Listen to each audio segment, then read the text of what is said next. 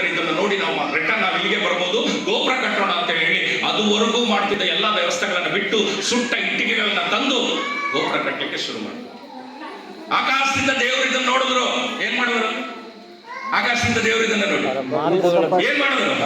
ಮನುಷ್ಯರ ಮನಸ್ಸಿನಲ್ಲಿ ಅನೇಕ ಸಂಕಲ್ಪಗಳು ಕೆಳಗಿಳಿದು ಬಂದು ದೇವರು ಏನಂತ ಗೊತ್ತಾ, ಇವ್ರೇನೋ ಮಾಡ್ತಿದ್ದಾರೆ ನೋಡೋಣ ಬರ್ರಿ ಅಂತ ಹೇಳಿ ಆಕಾಶದಿಂದ ಕೆಳಗಿಳಿದು ಬಂದ್ರಂತೆ. ಅವಾಗ ಭೂಮಿ ಮೇಲೆ ಇದ್ದಿದ್ದು ಒಂದೇ ಭಾಷೆ. ಹಲ್ಲೆಲೂಯಾ. ಒಂದೇ ಭಾಷೆ ಭೂಮಿ ಮೇಲೆ ಇದ್ದಿದ್ದು. ಈ ಒಂದೇ ಭಾಷೆ ಇದ್ದಿದ್ರಿಂದಲೇ ಇವ್ರು ಈ ರೀತಿ ದೇವರ ಆಸೆಯನ್ನು ಇವ್ರು ಚದರ್ಬೇಕು. ಆದಾಮ ಅವನಿಗೆ ದೇವರೇನು ಹೇಳಿದ್ರು?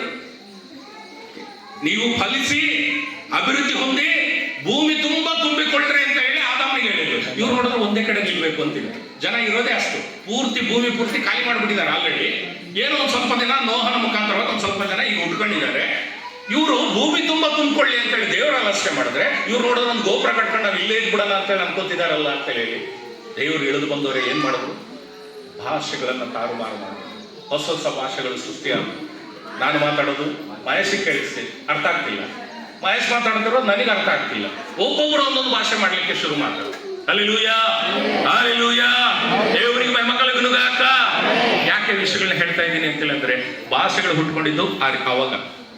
ಭೂಮಿ ಮೇಲೆ ಇಷ್ಟು ಭಾಷೆಗಳು ಯಾವಾಗ ಹುಟ್ಕೊಂಡು ಅಂದ್ರೆ ಅವಾಗ ಹುಟ್ಕೊಂಡು, ಅಲ್ಲಿಂದ ಶುರುವಾಯ್ತು. ಈ ಜಾತಿಗಳು ಅಲ್ಲಿಂದ ಶುರುವಾಯ್ತು. ಈ ಭಾಷೆ ಮಾತಾಡೋರು ಇವರೊಂದು ಜಾತಿ, ಈ ಭಾಷೆ ಮಾತಾಡೋರು ಇವರೊಂದು ಜಾತಿ, ಈ ಕೆಲಸ ಮಾಡೋರು ಇವರೊಂದು ಜಾತಿ, ಅಲ್ಲಿಂದ ಶುರುವಾಯ್ತು. ಆ ಪಟ್ಟಣವನ್ನ ಏನಂತ ಕರೆದ್ರು?